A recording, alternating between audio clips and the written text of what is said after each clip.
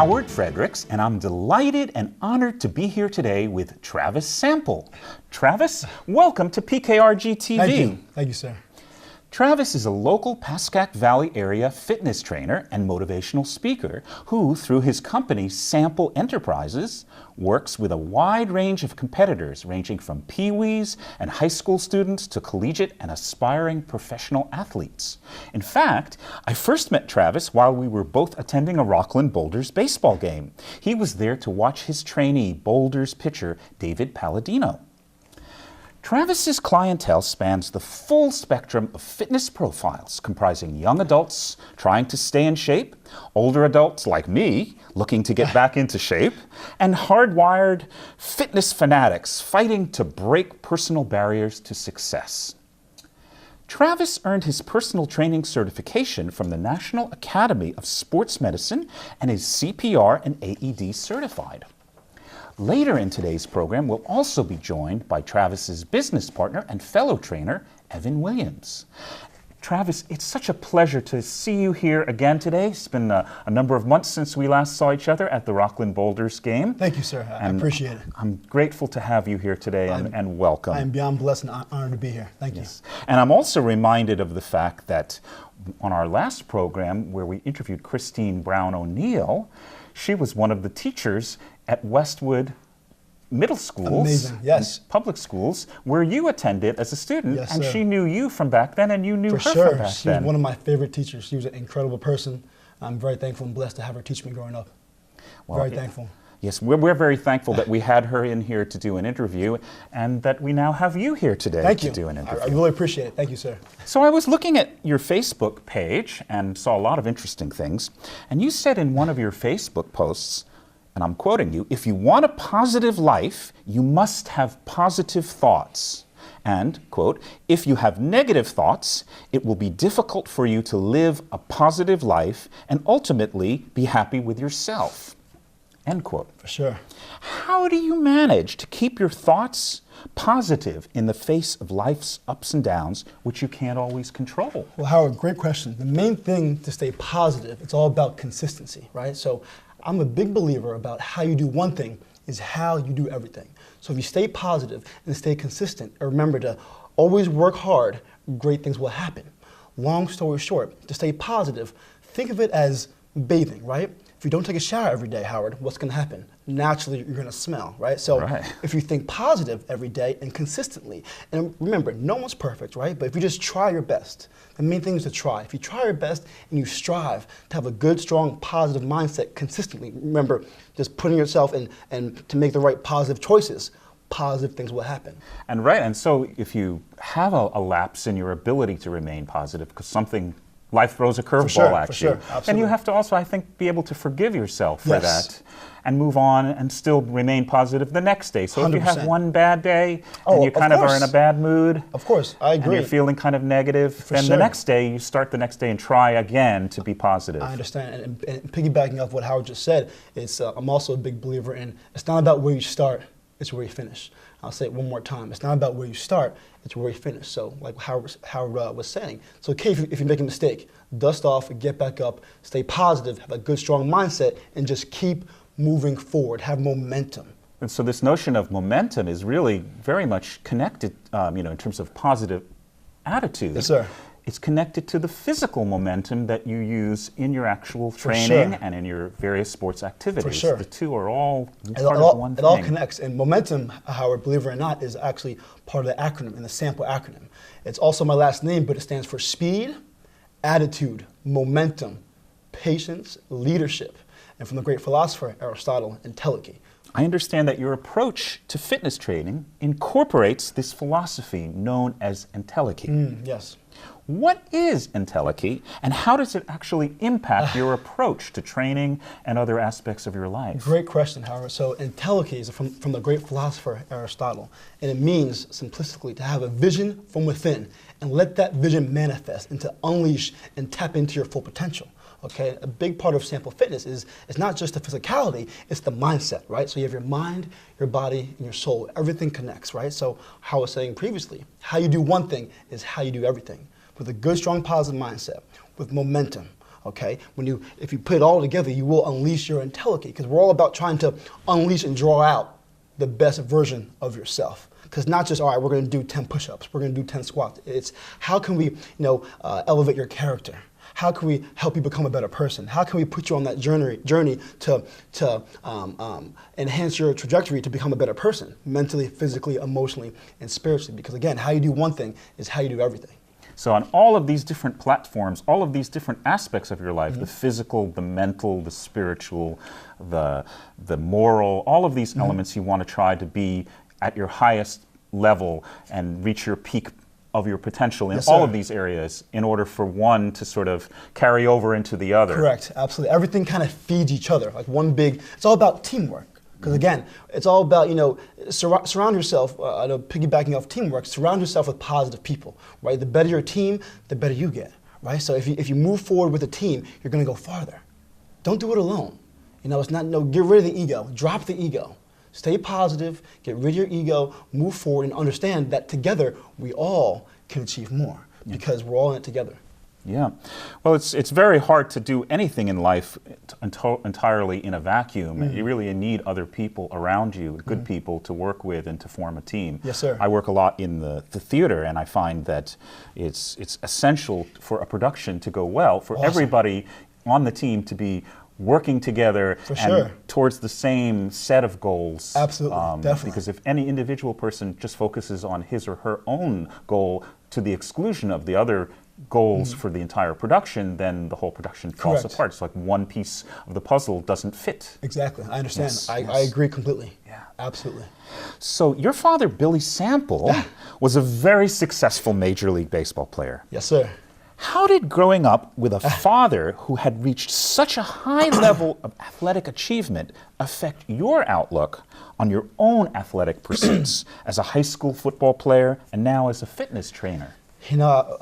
Myself, my older brother Ian, and my older sister Nikki were all very fortunate to have been brought up in a house full of love. My father, Billy Sample, my mom, Debbie Sample, did a phenomenal job raising us with just an abundance of love and positivity and just relentless leadership. Okay, I'll say it again. It's all about leadership. My dad and my mom, they're just phenomenal leaders. And we saw that. We knew early it was possible to achieve your dreams. We knew early it was possible that you can grow and be the best you can be. We knew early it was possible that with hard work, with patience, with consistency, you can achieve literally anything. Granted, you have a good, strong, positive mindset and just never give up. And when bad things happen, when mistakes happen, just dust off and keep moving forward. And I'm very thankful for my dad who have taught us that growing up initially. So it's very important to us. So did you feel any pressure, though, at the same time, because of the achievements that your dad had, for you to live up to the same set of standards of achievement that your father had as a Major League Baseball player who played for some 9 or 10 years in the major leagues? And Howard, funny story, believe it or not, I'm actually terrible at baseball. I played baseball for 12 years, but my parents, they did a phenomenal job at raising us because they never forced us to do anything. It was never like, I played for the Yankees, so you gotta play baseball too. No, it was never about that. It is, do what makes you happy. My parents were very big on do what makes you happy. Just move forward, do what makes your heart sing, is what they would say. Do what makes your heart sing. And again, I like collisions. So I got into football, I like contact. So even though, baseball wasn't my best sport, to me it was a little slow, but I just wasn't. Again, true story, I was back in Pee-wees. I actually once cried because I couldn't hit the ball off the tee. So even though my father played for the Yankees, baseball wasn't my sport, it's okay. Find what makes you happy and just, again, stay positive and just keep moving forward. So what advice do you have for young aspiring professional athletes who want to have a pro career but are concerned about the challenging odds of making it to the top of their profession? Ignore the negativity and be consistent. Don't worry about what person A, B, and C are doing or saying. For example, you have practice, if you want to get better, and you want to go run hills after practice to get better, sometimes you might have jealous or envious teammates that will say, hey, we just have practice. Why are you getting better? Why are you running hills? Well, guess what? Get better. Go the extra mile. Overachieve. Be comfortable with overachieving. Work as hard as you possibly can every single day. Ignore the haters, get tunnel vision, just stay focused and just go and get it. Never give up. The main thing, it might sound redundant, but Howard, consistency is so important. Consistency, surrounding yourself with positive people who love you, who support you, who believe in you, and just never give up. I've been very fortunate to be around positive, blessed people who have believed in me and supported me growing up, and one of them is my best friend growing up, who's also the co-owner of Sample Enterprises, Evan Williams. We've been best friends since kindergarten. Wow. He's believed in me since day one. I believe in him since day one, and now we're here helping people together to move forward, to inspire them to get better, to be positive, and just do what makes you happy, So with all of this positivity, do you ever wake up in the morning and not feel like working out? How do you overcome that feeling of not wanting to work out one day? To be honest, I never have that feeling because life's too short. You know what I'm saying? Just try and be the best you can be positive, and just, live in abundance, but don't take life for granted, because we have one life. We have one life, so make the best of it. If you wake up and your heart's working, right, and your lungs are pumping air, and your eyes can see, and your hands work, and your feet work, just move. Get after it. Yeah. You know what I'm saying? Because that means we have an opportunity to get better. If you have an opportunity to get better, guess what? Capitalize. I'll say it again. Try your best to capitalize. Whether you're a pro athlete, whether you're a teacher, whether you're a scientist, whatever it is you're doing in life, just try your best to capitalize. Stay positive and keep moving forward. And regardless of what you were saying as well, Howard, is this. Enthusiasm is the fuel for passion. I'll say it one more time. Enthusiasm is the fuel for passion. So whatever it is you're doing, to never lose that fire, never lose the enthusiasm. It's not an easy thing to do. I mean, especially when life throws you a curveball. Oh, for sure. But that is just be consistent. Be consistent, and just, a famous philosopher once said, constant dripping hollows out a stone. Meaning a constant water drip will hollow. When stones are hard, it's a hard, dense, object. But a constant water drip over time, over years, over decades, will get through that stone, will hollow out a stone. And use that metaphorically. Again, constant dripping will hollow out a stone. Attack that into your life, into your passion, and let that enthusiasm fuel you. Yeah, look at the Grand Canyon. Exactly. I'm sure 100%. that wasn't formed overnight. Absolutely not. Yep. I agree, for sure.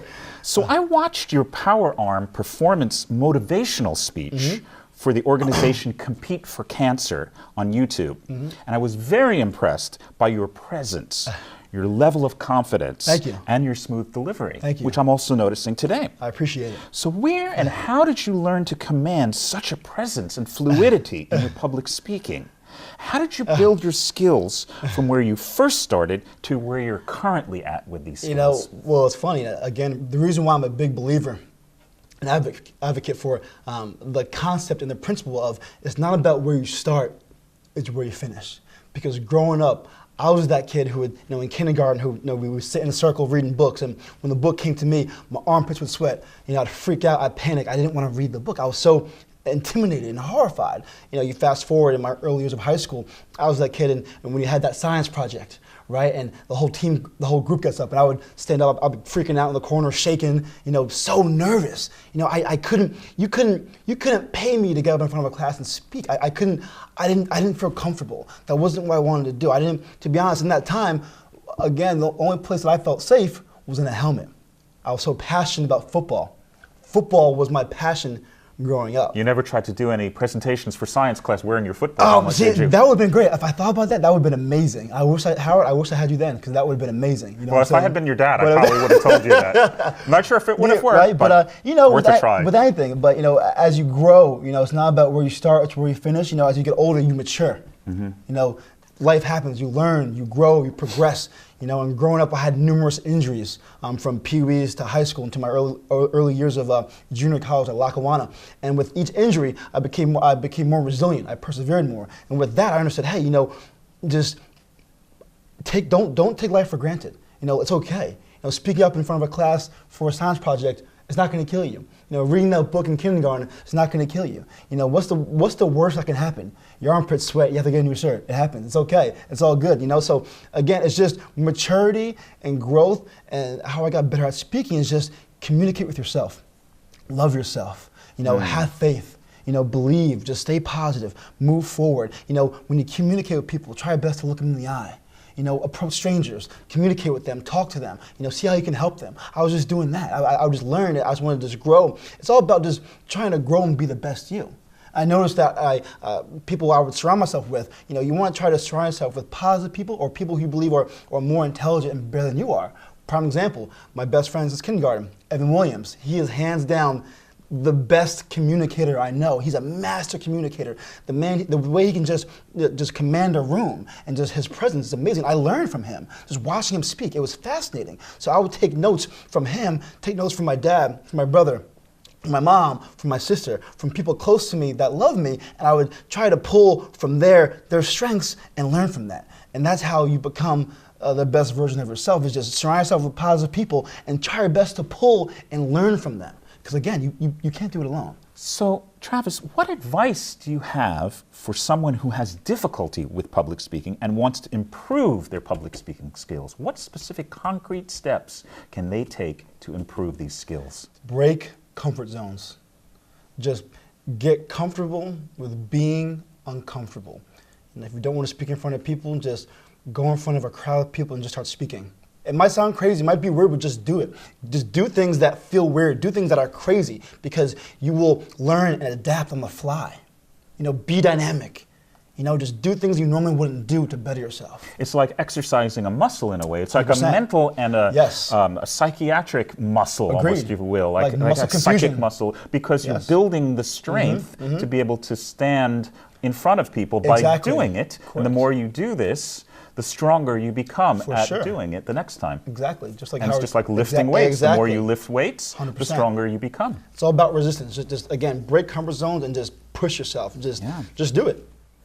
In the story that you told in your Compete for Cancer speech, a woman who had been diagnosed with breast cancer, but then upon returning to her doctor to begin chemotherapy, discovered that she was essentially cured by the positive thinking of those around her. Although I would certainly acknowledge the existence of a mind-body connection in improving medical outcomes, as a natural-born skeptic, I have a bit of a hard time accepting that it was merely positive thinking that cured her. Do you think it's possible that she was simply misdiagnosed, or that the cancer spontaneously went into remission because her body's immune system managed to eradicate it? In other words, how do you reconcile the correlation and causation dilemma? So with that, in all honesty, how I feel, I give all the glory to God, and I believe that Jesus is King, and it's all Him. I'm just here to help people, and at that moment, we prayed over her. We prayed over her in the name of Jesus, and a miracle happened. God took the cancer away. That's what I believe. That's what I know, and that's what happened. We prayed together in Jesus' name, and again, I give all the glory to Him, and I'm strong in my faith. And that was not me. That was all Him. That was all the glory to God. He's the healer. So in your motivational speaking, I noticed that you talk a great deal about the importance of resilience and perseverance in achieving personal goals. As a musician, I've found that both are clearly necessary for achieving any goal that requires time and work, one that isn't likely to happen overnight, such as achieving a high level of musicianship or gaining career success and public recognition. What advice do you have for building resilience and the ability to persevere in the face of a string of failures and a long time frame needed to achieve many of life's most valuable goals? And that, I believe, Howard, is just be patient.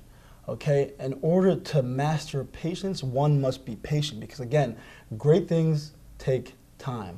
Rome was not built in a day. Yeah.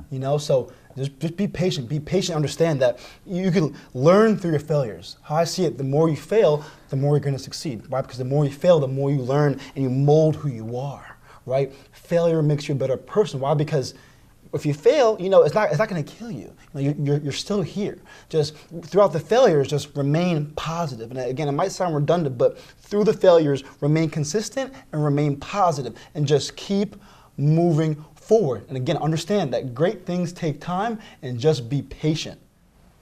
So we're back again with our wonderful guests, and we have a new guest today on our program, Evan Williams. Welcome to PKRG-TV. Thanks for having me, Howard. Pleasure to be here. Evan Williams has co-trained with Travis for the past 6 years in dozens of county-wide programs ranging from community wellness initiatives to youth fitness and sports team training. He's a strength and conditioning specialist, certified by the National Strength and Conditioning Association, and a group fitness instructor certified by the American Council on Exercise, specializing in sports performance and kids fitness. He also holds current first aid and CPR and AED certificates. As a sports journalist, Evan's coverage of college basketball has appeared regularly on SI.com, which is Sports Illustrated's online presence. Again, Evan, welcome to PKRG-TV, and a pleasure to have you here. Thank you, Howard. Evan, where did you first meet Travis, and how did you first come to work together at Sample Enterprises? So I've actually known him since I was in kindergarten. I think he touched on it in the previous segment. We might have lost a couple of viewers because I'm sure people are running up the Egyptian pyramids right now because they got so fired up from his speech. But I've known him since I was 5 years old, and finally that was the last time he weighed less than 250 pounds because he's always been such a large, monstrous guy. And we hit it off right from the get-go. I've been playing football and other sports with him since that age, and we've been best friends. It was a natural fit. We always used to hang out after school, used to do similar activities and whatnot, and he was a big leader for me to follow, especially in the sports scene. I learned a lot from him in that regard, and I even remember a time where we were maybe like 7 or 8 years old, and this was a more humble time for Trav, where we were getting ready for a big football practice, probably 7 or 8 years old. We're in our pads. It looked like a scene from The Little Giants, and I remember Trav, the big athletic guy in the car in front of me, wasn't getting out of that car, and he was resisting his mom, resisting his dad, the professional baseball player, wouldn't get out of the car, and I looked over at my mom and I said, if that big boy ain't getting out of that car, I'm going right home or I'm playing soccer, because that's the guy I looked up to and I followed, and we've been best friends ever since, and we kind of pull off each other, our different skill sets and our commonalities in terms of passions and love for different things that we do. And we reconnected after college. So Trav had been starting his business or his brand really as a trainer right and around the college ages. I went up to Syracuse. They have a really good broadcast journalism school. I also studied business while I was up there, studied kinesiology as well. And I kind of took the business media end while I was in school, while Travis was more in the field doing all the training. And we reconnected a couple months after I graduated. I told him I loved what he was doing. He was working more as like a commercial corporate gym trainer in the meantime while growing his brand. And we talked about some ideas, bounced off some ideas off of one another, and I proposed that maybe with my background in media and journalism, I could create like a little promotional video for him. So the two of us got together. We linked up with another friend of ours from high school, Michael Bryan, and we put together a little feature piece that kind of promoted in 1 minute the brand that Travis was kind of building up. Went kind of viral. I knew some things with search engine optimization and to get that thing some views, and several 100,000 views later, got a lot of publicity, and it kind of took off from there, piecemeal, bit by bit. We grew it from there, but we used to have a lot of long talks late in the morning, the wee hours of the morning, while I was doing some sports writing originally, and it's just kind of grown ever since. And now here we are 6 years later on a show, here to talk about it. So after you did this initial promo piece for Travis, then he invited you to join the company, or did you suggest that maybe you should become part of the company in a formal... We did some programs together. We did like a couple open boot camps in Paramus, public camps, where we kind of invited, it's funny how it worked, we invited a lot of people we knew to come on. It was more like a for fun thing on the side, because he had his main gig in the corporate gym in the meantime, and I was writing full-time for Sports Illustrated. I was working in a radio station at the time, and we talked about growing up the brand that way, starting with some basic camps open to the public, and sure enough, despite all the friends that we invited, friends and family, pretty much none of them showed up. We were kind of banking on that just for a little bit of support, but we got 15 or 20 people we didn't know. So that was kind of a little tease to us, where we promoted something kind of haphazardly, and we got 15 to 20 people we weren't expecting entirely, and putting us in that spontaneous position where we kind of had to improv and figure it out on the fly. Great learning experience off the bat. We had a natural rapport, natural chemistry.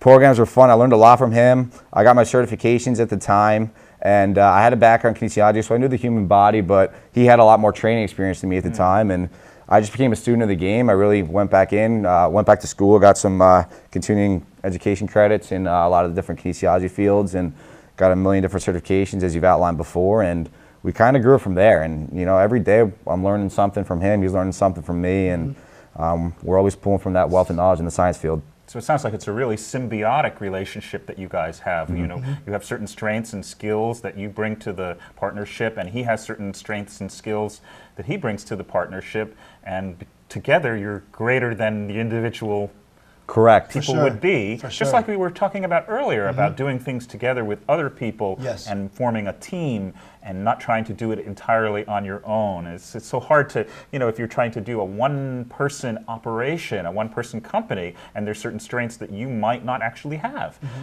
So when you try to start that company, you might find some difficulties, whereas if you work with somebody else who Agreed. complements your strengths, then you can build something bigger together. For sure. The funny thing too is it's kind of backwards how it's worked out, because Trav really started in the training capacity. So he started more on the exercise science training route. I came in, I went to Syracuse, arguably the top of one of the premier broadcast journalism, mass communication schools in the country. And yet sure enough, I mean, we've both embraced all sides of being a trainer and giving back to the community in all those regards.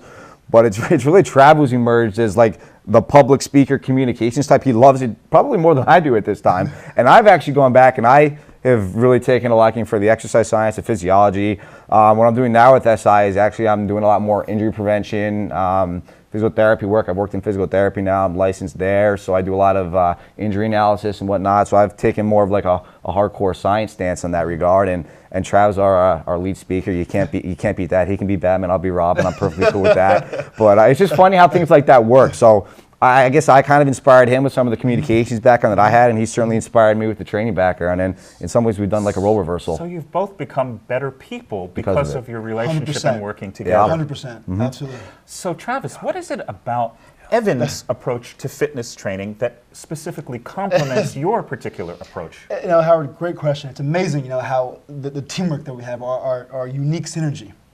Our chemistry is off the charts because we've been best friends since kindergarten. Crazy. True story, before I get to the metaphor I was going to explain, we were training Paramus volleyball this past year, recently, a few months ago. And I had a volleyball and Evan had a volleyball. And it was during, you can't make stuff up, it was during break time. And we were just shooting the volleyball into the basketball, right? And with no physical, verbal communication, Evan's at the top of the key, right? I was closer to half court. Half court. Yeah. And I'm on the left side by the three-point line. And at the same time, we just shot the ball literally in the air, and you can't mix stuff up. Our volleyballs converged in the air, and then went in the hoop. I was mind blown. Which ball went in first? Mine went in off his, so he got the assist. I got the point. I've never even, and it's funny. We tried to do it again. Like we could have 10 times. It wouldn't happen. First time So we you're saying the balls hit each other? They collided. We shot it from like and then other both ends of the went in. court. We didn't even know we were shooting. And we're cracking up because that's just a physical metaphor, symbolism for our synergy, our teamwork. Like, of course that would happen with he and I. And back to to answer your question and entirely is, imagine a big slab of marble, or stone rather. I'm the trainer that I take a giant war hammer and I crack at it real hard and chunks fly off. And Evan's the one who comes in and he fine-tunes it, getting every last detail. You know what I'm saying? Using the jackhammer, painting it, polishing it. Metaphorically speaking, that's how we work as a team. If that makes sense. So Evan is more the detail-oriented one. Yeah, more. It's amazing. And you're the broader stroke. Yeah, his ability to attack the acuteness, when it comes to training. It's remarkable. His attention to detail when he trains a client. It's fascinating. What are your thoughts on that? To be good in this profession, you need both ends. You need the interpersonal. You need the ability to relate and motivate, which we both embrace. And Trav, no one I've ever seen better than him at doing that. And then you need that really hardcore background exercise science to really understand what it takes to motivate somebody and to get through them at a physical level. So in this industry, you see a lot of one, but not so much the other. You see some people who just embrace that image, the social media fitness instructor, we'll call them, where it's more about the look, the image, try and motivate, but maybe they don't have the knowledge, so to speak. And then you have some people more in research who really get the exercise science, they get the knowledge and the background behind it, but they can't necessarily relate to somebody or connect to somebody and get through. You need both. So they're interchangeable, and without one, you can't really take advantage or optimize the other. So I think we do a good job of pulling from each other in that front. So how does your background, Evan, in sports journalism impact your role at Sample Enterprises? It has more to do with it than you'd think on the surface, because like I said before, communication is really a bedrock of being a good trainer. You have to talk to your clients, you have to relate to them, and you're really a teacher in that sense, because you're teaching somebody. It's like teaching a foreign language. You have people that come in and don't know the lingo of exercise physiology, sport performance, whatever the niche they're going for is. So to be able to speak, to communicate, to talk, and to be engaging and to have somebody's attention is not something that every trainer necessarily has. So I think that's something that certainly helped me out. I had the template, the outline to get through to somebody. It was just getting all that knowledge in, and that's what I've been studying over the years. And I think just the overall ability to communicate, get through to somebody is part and parcel of the profession. So your studies in journalism help you to build your communication skills that you now employ in your daily work with Sample Enterprises in communicating with your clients and in being able to encourage them and in being able to help them to bring their performance forward. Especially the way we do our larger events. We call them fitness events. It's like, what do we call it? Entertainment? Or yes. like fit. We have programs that are designed for that. We have like hardcore, no bells and whistles, results-oriented programs for our higher level athletes, performance athletes, etc. But we also run a lot of programs that are group-oriented that are as much fun as anything. It's almost like a sitcom where fitness is woven in. So we have things where we feed off of one another, and that's why we bring like 30 cameras at all times. We have as many cameras here you can't see off camera, but I mean, we're being filmed from all these different iPads as well on his 32 different social media streams. But we try to really create a culture and a setting where people feel like they're a part of something fun, and it's not just about getting from A to B to fulfill C. It's about enjoying the entire process along the way, and we have as much fun as we do it. It's natural, and we want people leaving with a smile on their face as well as a sweat, because one or the other is not enough on our end. Life is a journey, and it needs to be a fun journey. Sure. At that. Well, this has been a really fun journey, speaking of which, having an opportunity to sit down and have a chat with you folks, and it's been a real pleasure to be here today with you. Could you tell us a little bit for our viewers how they can find out more about Sample Enterprises and the work that you guys do? How can people get in touch with you? Sure. Well, you can look for this guy walking around the streets. You won't miss him. There's nobody who looks like him. You can follow him you can drop your social media platforms in a second, but we have a website, sampletrainer.com. We're revamping it. We're going to have an entirely new platform that's coming out soon. But sampletrainer.com, you can reach out to us by email, sample.training.inc@gmail.com, and we can walk you through our myriad of different programs, from community wellness, corporate wellness, sports performance, youth fitness, team training. We're now in physical therapy buildings, doing some work there. And just reach out to us if you have questions. We do in-home training, facility training, you name it. And you can follow me at, both of us actually, at Instagram, at TravisSample_. And also, you can follow us on Sample__nutrition. We have a nutritionist on our team as well now. So we're here to help people. Stay positive and keep moving forward. Thank you very much for being here. I'm Howard Fredrics with PKRG-TV, and good afternoon.